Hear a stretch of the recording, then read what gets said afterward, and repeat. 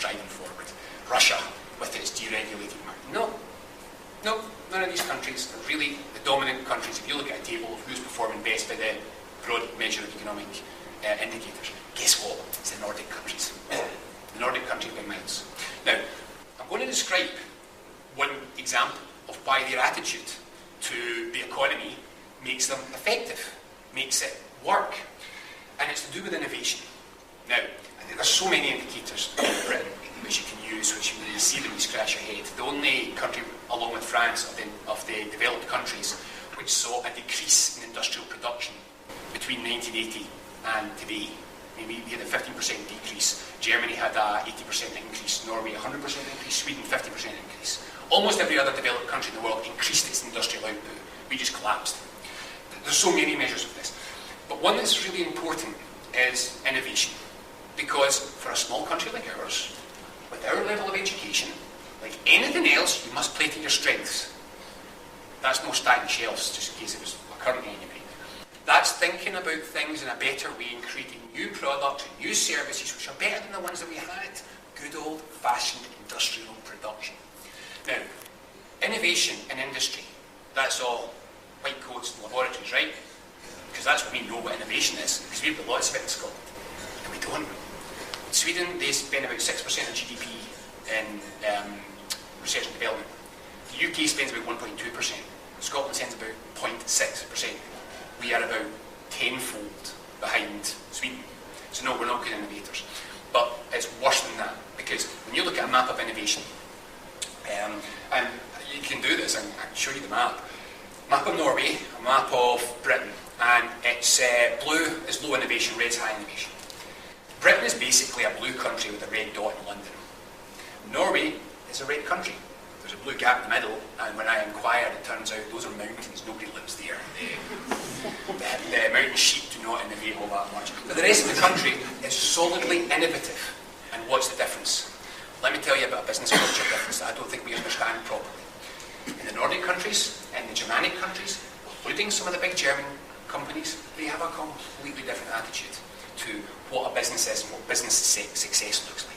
In this country, we have got the fetishism of Dragon's Den. Oh God, I hate that programme.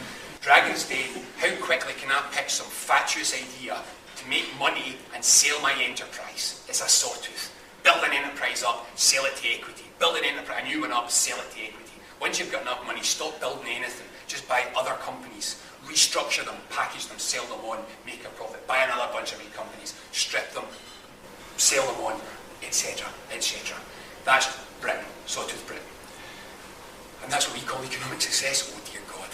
In Germany, economic success is the state that you hand your company on to the next generation. And that's how they believe it seriously. Now, there's a stand-up company in Germany called the Mittelstand. This is, we would call them big, but they're mid-sized manufacturing companies. You're talking 500,000, 2,000, 3,000 employees.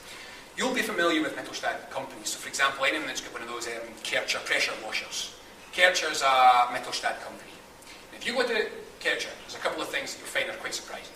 One, you don't have to fight over this. Nobody has to struggle for it. It's assumed that it's beneficial to have employee directors.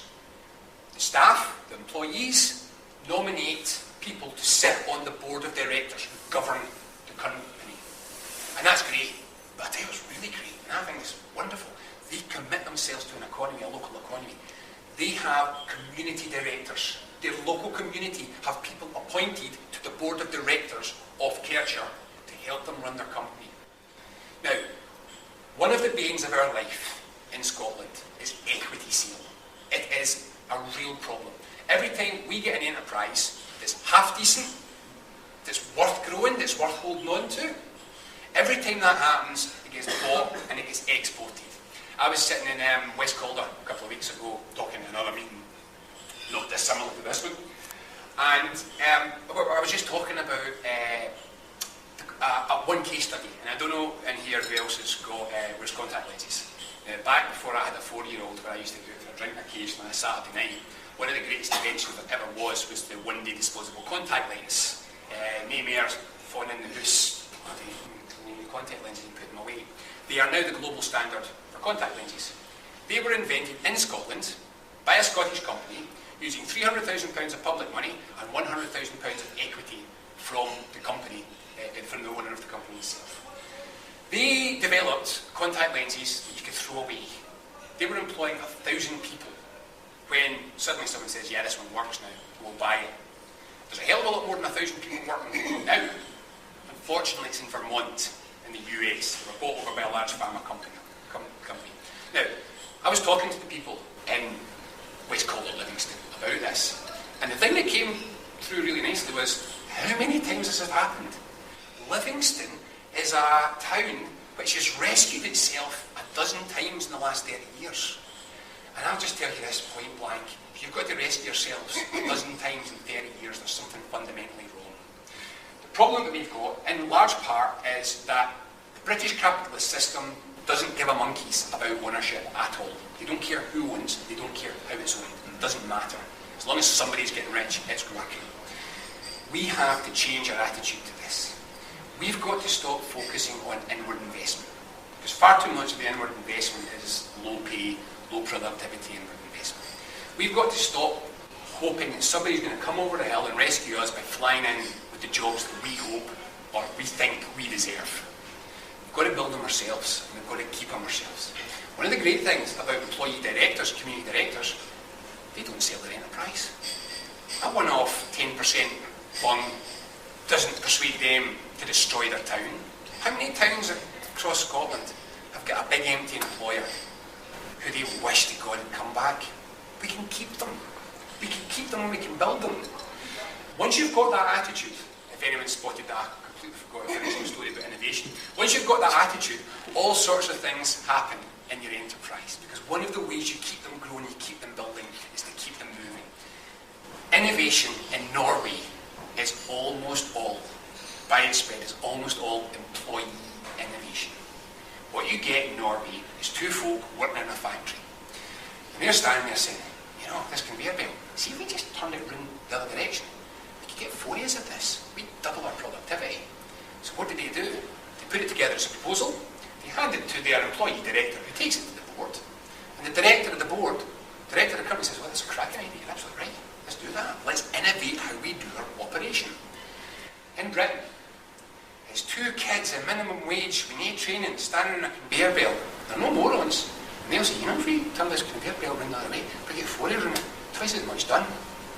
You know that, Dick? It's paying us minimum wage. Forget it.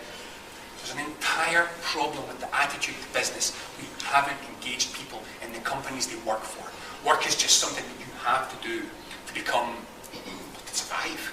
It's not something that you feel yourself part of. It's not something you feel yourself involved in. And that business of all of us first, all of us working together to improve whatever it is, our business, our community, our town, our life, our society, that attitude isn't there anymore because we haven't created the structures that will enable it to be there. So this idea of a serious reform of the economy, and anyone who thinks one of these parachuting businesses in people, no it's not. There's another Norway example that I'd like to use.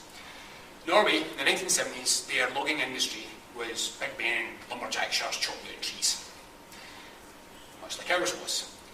They now have one of the most advanced materials industries in the whole world. They can make beams of laminated wood, which are almost as strong as steel. The Norwegian timber industry is absolutely fascinating. Here, they're largely still chopping trees doing with axes. We have to think not about rescuing our economy by parachuting in another couple of enterprises in the top. We need to take a fundamental view about what is it that builds an economy. We've got to have finance right. Above all, we've got to get a national investment agency, a national bank for industry in this country, which lends money to enterprises on a straightforward basis. We think you're worth it. We don't think you're going to turn around a profit in 6 months. You're going to build an industry. You're going to build a serious industry. We understand that. 3 years, don't bother paying us the money back because we think you're a 10-year enterprise. That's the kind of money that we need in Scotland. The banks aren't going to do it. We need a national investment bank. We need to capitalise a national investment bank. In fact, I was talking to an economist and I asked him, what's the biggest challenge for an independent Scotland? Capitalising a national investment bank. If we can do that, we can fix everything else. So, there's some straightforward economic challenges that we can really address right now. Don't put this in the web before the weekend because I've got a media launch and I don't even know yet, but I'll tell you all the same. We also have to look at our country. A clever society and a clever economy says, right, what are our strengths, what are our assets, and how do we make them work effectively? We have, as we know, some of the most impressive natural resources in Europe, certainly when it comes to renewable energies, but land and a whole bunch of other areas as well. So what are we going to do? Right now, we have a model whereby the national grid is owned by two companies who invest as they see fit in our infrastructure, or as they don't see fit, and I'll come back to that.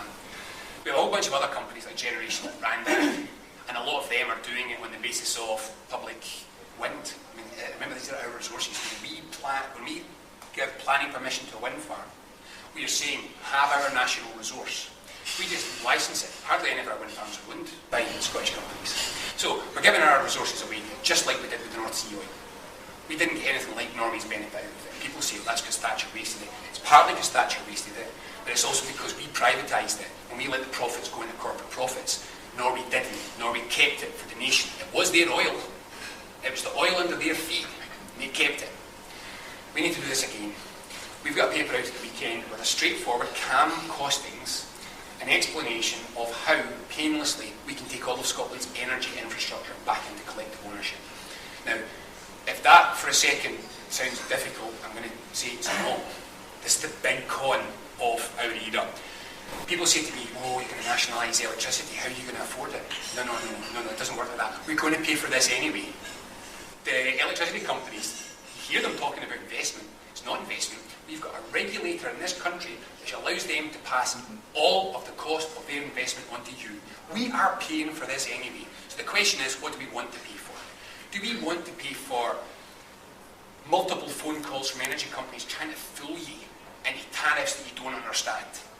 Do you want to have an energy manager of the grid in a private company who this week said, in effect, if you don't do precisely what we tell you, we may just turn all the electricity off to your nation? Because that's what the Chief Executive of Scottish Power said. If you mess with our right to set any price that we want, we may not invest in the infrastructure. And that means, because believe me, our infrastructure is decaying, energy needs to be renewed all the time. Our infrastructure is decaying. He is saying, we will sabotage your entire nation. We will leave people in the dark. We will take away regular, fair electricity. And people are saying, like, we always seem to be careful. No, we shouldn't be careful. I mean, I'm going to say, I use the word very, very rarely, but my God, what is treason these days? This is the national well-being of every man, woman, and child in the country. And this guy is standing there saying, well, we might use that as a bargaining chip. We might turn the electricity off just to make sure that we can keep our prices up. Well, this is very straightforward. We just take it off them, and it doesn't cost any more than it would to leave it with them. We can do it very straightforwardly. This report will explain there's a straightforward process for doing it. The costings are all there. Here's some surprises that you might find surprising. It'll be at least 20% cheaper because we can borrow money to build infrastructure way cheaper than they can because we're a nation and they're not. So, I mean, substantially cheaper. That's just to build it. Then we can take out the corporate profits, so it will be more than 20%. And even better than that, our model, there were mistakes made when we did nationalisation in the 40s and the 50s. And the major mistake was we kept everything centralised. It's no good. We can't centralise everything all the time. Centralisation is just asking for corruption. You've got to take things and you've got to move them closer out to where people are. We've got a model of decentralised energy generation. So much of the way that we generate energy in the future is going to be dispersed. Every town, every community, every local authority should be owning its own energy infrastructure.